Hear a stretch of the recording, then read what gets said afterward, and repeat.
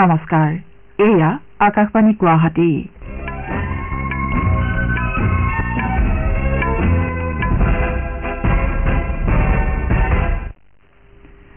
বাতৰি পঢ়িছো জিন্তিৰাণী ডেকাই এতিয়াৰ প্ৰধান বাতৰিসমূহ হৈছে প্ৰধানমন্ত্ৰী তথা বিজেপিৰ জ্যেষ্ঠ নেতা নৰেন্দ্ৰ মোদীয়ে কৈছে যে কংগ্ৰেছ আৰু ইয়াৰ মিত্ৰ দলসমূহে নিজৰ ৰাজনৈতিক লাভালাভৰ বাবে সংবিধানক অস্ত্ৰ হিচাপে ব্যৱহাৰ কৰাৰ চেষ্টা চলাইছে বিজেপিৰ জ্যেষ্ঠ নেতা তথা প্ৰধানমন্ত্ৰী মোদী নিৰ্বাচনী প্ৰচাৰ চলোৱাৰ লক্ষ্যৰে আজি সন্ধিয়া গুৱাহাটীত উপস্থিত হ'ব গুৱাহাটী লোকসভা সমষ্টিৰ ভাৰতীয় জাতীয় কংগ্ৰেছ দলৰ মনোনীত তথা বিৰোধী ঐক্যমঞ্চৰ সমৰ্থিত প্ৰাৰ্থী মীৰা বৰঠাকুৰে আজি তৃতীয় পৰ্যায়ৰ লোকসভা নিৰ্বাচনৰ বাবে মনোনয়ন পত্ৰ দাখিল কৰে অসম অৰুণাচল প্ৰদেশ সীমান্তৱৰ্তী মাৰ্ঘেৰিটাত আজি পুৱা সন্দেহযুক্ত আলফা পৰেশ বৰুৱা ফৈদৰ উগ্ৰপন্থীয়ে আছাম ৰাইফলছৰ এটা পহৰাদাৰী দলৰ এখন বাহনক লক্ষ্য কৰি অতৰ্কিতে আক্ৰমণ চলায় আৰু কলকাতা নাইট ৰাইডাৰ্ছ আজি কলকাতাৰ ইডেন গাৰ্ডেন্সত হ'বলগীয়া IPL ক্ৰিকেট প্ৰতিযোগিতাৰ এখন খেলত ৰাজস্থান ৰয়েলছৰ বিৰুদ্ধে অৱতীৰ্ণ হ'ব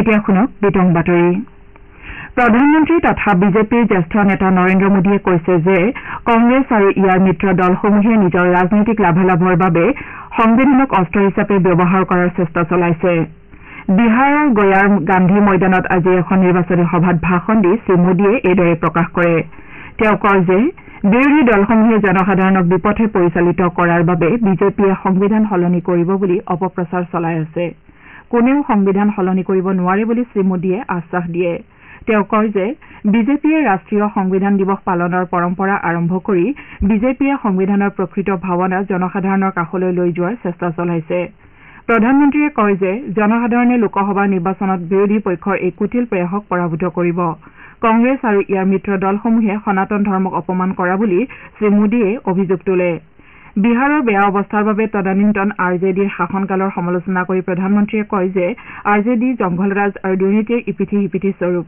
শ্ৰীমোদীয়ে আজি বিয়লি পূৰ্ণিয়াৰ ৰংগভূমি ময়দানত আন এখন জনসভাত সম্বোধন কৰিব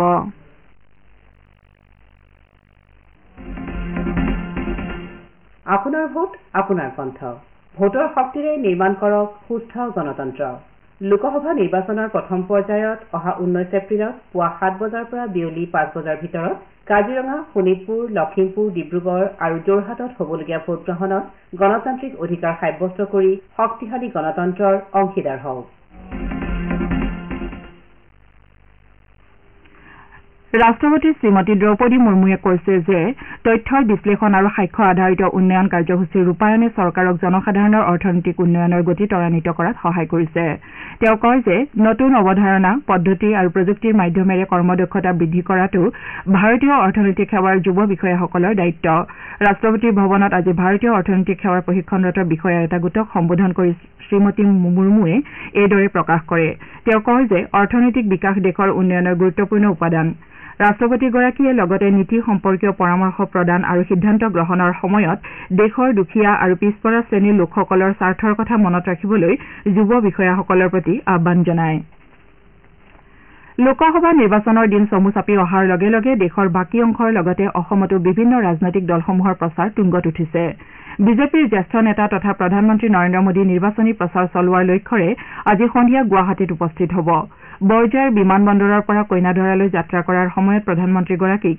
দলীয় নেতা কৰ্মীসকলৰ লগতে ৰাইজে আদৰণি জনাব শ্ৰীমোদীৰ এই কাৰ্যসূচীৰ প্ৰতি লক্ষ্য ৰাখি গুৱাহাটী মহানগৰীত নিৰাপত্তা ব্যৱস্থা কটকটীয়া কৰি তোলা হৈছে প্ৰধানমন্ত্ৰীৰ আগমনৰ প্ৰতি লক্ষ্য ৰাখি মহানগৰীৰ কেইবাটাও পথত বাণিজ্যিক যান বাহন চলাচলত নিষেধাজ্ঞা জাৰি কৰা হৈছে সেই অনুসৰি আজি বিয়লি 3 বজাৰ পৰা নিশা 10 বজালৈকে 17 নম্বৰ ৰাষ্ট্ৰীয় ঘাইপথৰ লগতে DG road MG road B Barua road GNB road আৰু DC ৰোডত বাণিজ্যিক সামগ্ৰী কঢ়িওৱা কোনো ধৰণৰ বাহন চলাচল কৰিব নোৱাৰিব আনহাতে DG road MG road B Barua road GNB road আৰু GS ৰোডত মন্থৰ গতিৰ যান বাহন চলাচলত বাধা কৰা হৈছে বুলি গুৱাহাটী উপ আৰক্ষী আয়ুক্তৰ যান বাহন শাখা কাৰ্যালয়ৰ পৰা এই কথা জানিবলৈ দিয়ে প্ৰধানমন্ত্ৰীগৰাকীয়ে কাইলৈ বৰপেটা আৰু দৰং ওদালগুৰি লোকসভা সমষ্টিৰ প্ৰাৰ্থী দুগৰাকীৰ হৈ নলবাৰীত নিৰ্বাচনী প্ৰচাৰত অংশ ল'ব এই কাৰ্যসূচীক কেন্দ্ৰ কৰি নলবাৰী জিলাত ব্যাপক প্ৰস্তুতি অব্যাহত আছে ইপিনে বিজেপিৰ ৰাষ্ট্ৰীয় সভাপতি জে.পি. নাড্ডাই অহা 18 এপ্ৰিলত কোকৰাঝাৰত নিৰ্বাচনী প্ৰচাৰত অংশ লোৱাৰ কথা আছে। তেওঁ বিজেপি মিত্ৰজোঁটৰ UPPL-ৰ প্ৰাৰ্থী জয়ন্ত বসুমতাৰীৰ হৈ প্ৰচাৰত ভাগ ল'ব। মুখ্যমন্ত্ৰী ডঃ হিমন্ত বিশ্ব শৰ্মাই আজি যোৰহাট লোকসভা সমষ্টিৰ বিজেপি মিত্ৰজোঁটৰ প্ৰাৰ্থী তপন কুমাৰ গগৈৰ হৈ মাজুলীৰ জেংৰাইমুখৰ এখন নিৰ্বাচনী সভাত অংশগ্ৰহণ কৰিছে। আনহাতে কংগ্ৰেছ নেত্ৰী প্ৰিয়ংকা গান্ধীয়ে আজি যোৰহাটৰ তিতাবৰত উপস্থিত হৈ এখন নিৰ্বাচনী সভাত অংশগ্ৰহণ কৰে। তেওঁ যোৰহাট সমষ্টিৰ বিৰোধী মিত্ৰজোঁটৰ প্ৰাৰ্থী গৌৰৱ গগৈৰ হৈ তিতাবৰৰ পৰা যোৰহাটলৈ এটা ৰোড শ্বত অংশগ্ৰহণ কৰি প্ৰচাৰ চলাব। গুৱাহাটী লোকসভা সমষ্টিৰ ভাৰতীয় জাতীয় কংগ্ৰেছ দলৰ মনোনীত তথা বিৰোধী ঐক্যমঞ্চৰ সমৰ্থিত প্ৰাৰ্থী মীৰা বৰঠাকুৰে আজি তৃতীয় পৰ্যায়ৰ লোকসভা নিৰ্বাচনৰ বাবে কামৰূপ মহানগৰ জিলা আয়ুক্ত কাৰ্যালয়ত মনোনয়ন পত্ৰ দাখিল কৰে।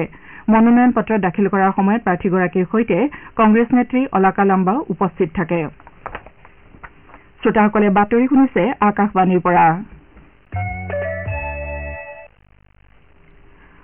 অসমৰ অৰুণাচল প্ৰদেশ সীমান্তৱৰ্তী মাৰ্ঘেৰিটাৰ নামদাং এলেকাত আজি পুৱা সন্দেহযুক্ত আলফাৰ পৰেশ বৰুৱা ফৈদে আছাম ৰাইফলছৰ এটা পহৰাদাৰী দলৰ এখন বাহনক লক্ষ্য কৰি অতৰ্কিতে আক্ৰমণ চলায়।